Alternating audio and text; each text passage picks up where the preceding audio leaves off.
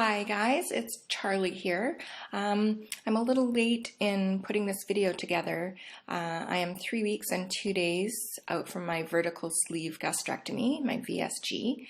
Last week I was supposed to do my 2-week video, but we had to put our beautiful golden retriever of 11 years to sleep. And so it's been a very rough week and a bit. But I am here today, and did I already say this? 3 weeks and 2 days since surgery. So we'll just start over. We'll go from here. And I guess I'll start with stats because that's what everybody wants. My highest weight was 289. At the beginning of my pre-op liquid diet, I was 236. Surgery weight was 226, and I'm now 213.2. So that is 23.2 pounds down, including my liquid pre-op diet, and 12.8 pounds down since surgery. So I wish I could say it was more than that. It's making me a little sad because when I compare myself to people on Facebook who had the surgery the same day as me, they're dropping huge amounts of weights. I'm a huge amount of weight, like 17 pounds a week, 23 pounds in a couple weeks, things like that. So I've decided not to compare myself to them. I'm backing away from Facebook a little bit to help with that.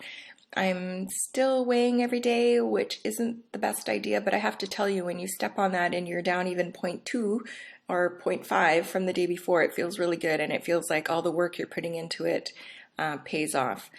I have thought about putting the scale away and weighing once a week, but I'm not quite there yet. I don't think I'm ready to do that, although it would be the healthy thing to do. Weighing every day makes you a little obsessed with things, and it's easy to let that rule your day, whether you've lost or not, if you're having a good day or a bad day because of that. So I try not to get down on myself, but it still feels like you're doing a lot of work and there should be more reward for all the work I've been doing. But my friend Jeannie tells me slower is better. You know, my surgeon wants 2 pounds a week is what he's expecting for me. So I'm in the ballpark for him, and I'm feeling good. I'm feeling really good. I haven't had any complications. I have had nausea. I find that when I transition from one stage of food to the next, I'm nauseous for maybe 2-3 days. Even taking my medication and my vitamins, I feel really nauseous after that. But it does resolve itself, and I'm expecting maybe the same thing when I transition into soft foods. So at least I sort of know what to expect. So I'm in the pureed food stage right now. My favorite thing is salmon and avocado. To be honest with you, I haven't pureed anything. I mash it up as best I can, and then I chew, and it ends up that consistency in my mouth. And so, you know, the thought of pureeing tuna or salmon or anything is really yucky to me, and I didn't think I could stomach that. So this is the way I've been getting through the pureed foods. My next stage will be soft foods. I'm not quite sure what that entails. I haven't read that far ahead, but I'm a little nervous about putting things in whole. I think cheese is one of the things I'll be able to eat, and I love cheese, so I'm a bit excited about that.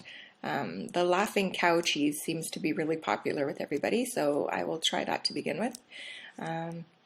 But yeah, pureed's been pretty easy. I felt no restriction in my full fluid stage. I was feeling pretty upset about that. I really didn't feel like he'd done the surgery. When I spoke with him on the phone, I said, I don't feel like you've done the surgery, and he just laughed at me.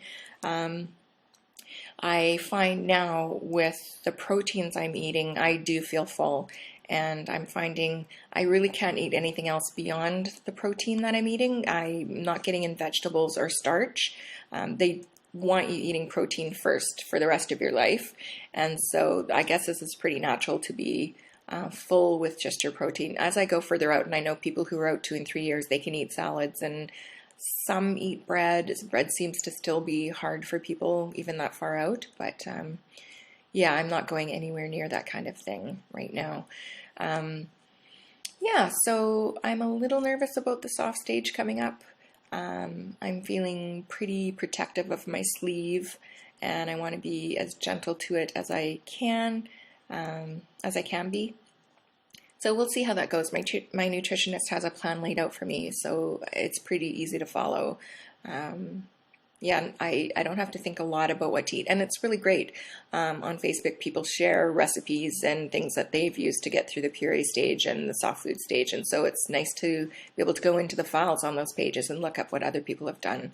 And lots of people are more creative than I am, so they've come up with some really great ways to deal with the pureed food stage. What do I want to talk about?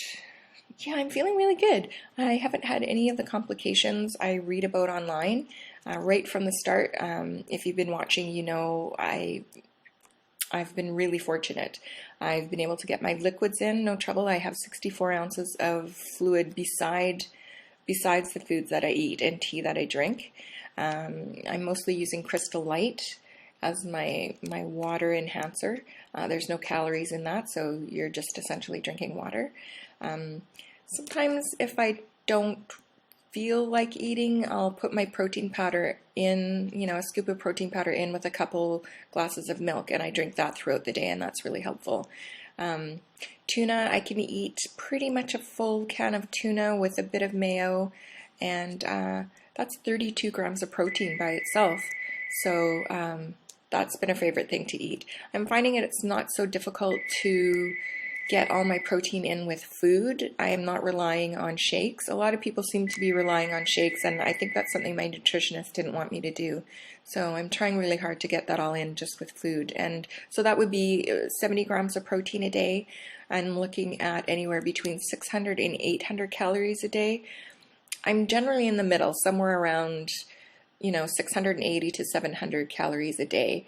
I did have a couple days that I got up to the 800 mark, but those were days where I wasn't really concentrating on what I was eating. I am using MyFitnessPal to track my food. If you haven't had a look at that, do. It tracks. You just put in what you're eating, and it lets you know how many carbs, how much protein, how much salt, how much sugar, how many calories. It's a great way to track what you're eating, and you don't have to write everything down by hand. So that's called MyFitnessPal. And yeah, excellent program. I know lots of people who are using it. And it's nice because you can join other people's food diaries and see how creative other people are being and get great ideas for yourself. And when you're hooked up to other people on MyFitnessPal, they can encourage you for getting in enough calories and protein and encourage you with your exercise and things like that. So again, it's a great resource and it's free.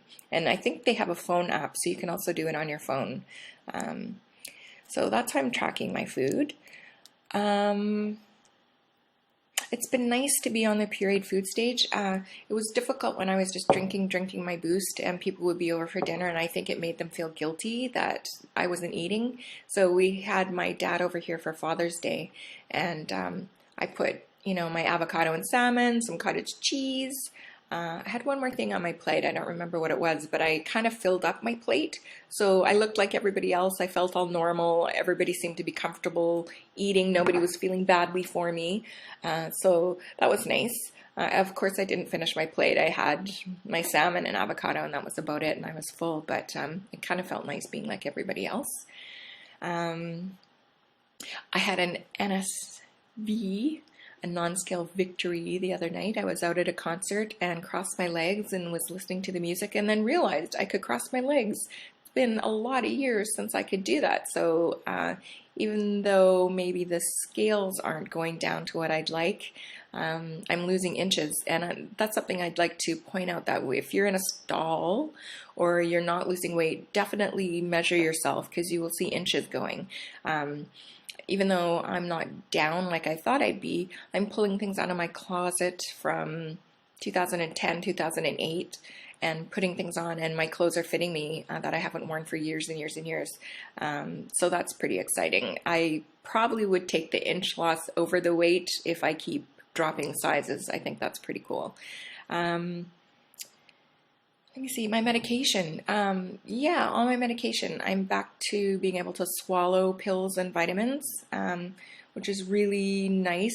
Grinding everything up was terrible. It tasted awful. You take the powder in your mouth to swallow with water, and all the powder would get stuck on your back of your teeth, and I never knew if I was getting all my medication or not, so that was kind of frustrating.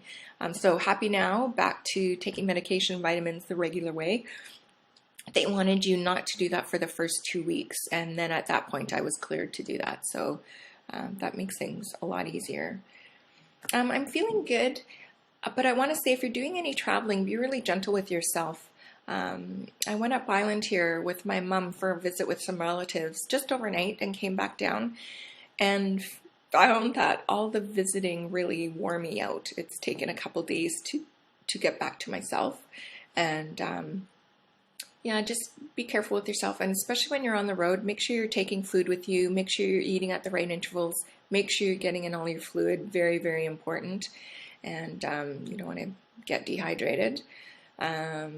Yeah, so just be careful when you're traveling. It's summer, so obviously people are going places and doing things, and it is possible and it is doable. It does take some planning, so just take some time and do that for yourself, and you'll do well. But again, when you're finished all your visiting and all your traveling, make sure you have a couple days to recover and be gentle with yourself, and you'll feel better in no time. I think that might be it. Yeah, I think that might be it. Thank you for all the support that you've given me. It really means a lot. Even though I've been feeling great, I've still been dealing with the head issues that come along with this surgery, and doing some soul searching. I really feel like I was ready for this surgery, and I think it was done at the right time in my life. It was scheduled to do it last year, and ended up doing it this year, and I feel like I was a lot more prepared this year than last year, so that's been a really positive thing. And again, if you're watching this and you haven't had surgery yet, keep doing what you're doing. Look at people's vlogs online, go on Facebook. There's pages full of people sharing information, and you can ask questions, and I find that it's a good resource for people who are just starting out the journey and looking to find information. I'm having a hard time finding Canadian content, so the majority of what I'm seeing and reading is American, but it's still helpful. One of the big differences I see is insurance coverage. I was covered by my medical insurance and didn't have to pay out of pocket. And a lot of people online have gone to Mexico if they haven't had coverage, or they've changed insurance company, or they keep battling with the insurance company to get their surgery. And I feel very fortunate that I'm here in Canada and was able to have that done. So that's another great thing. So I guess that's it for now. I will do another one on next Wednesday. Let's see if I have anything more exciting going on by then.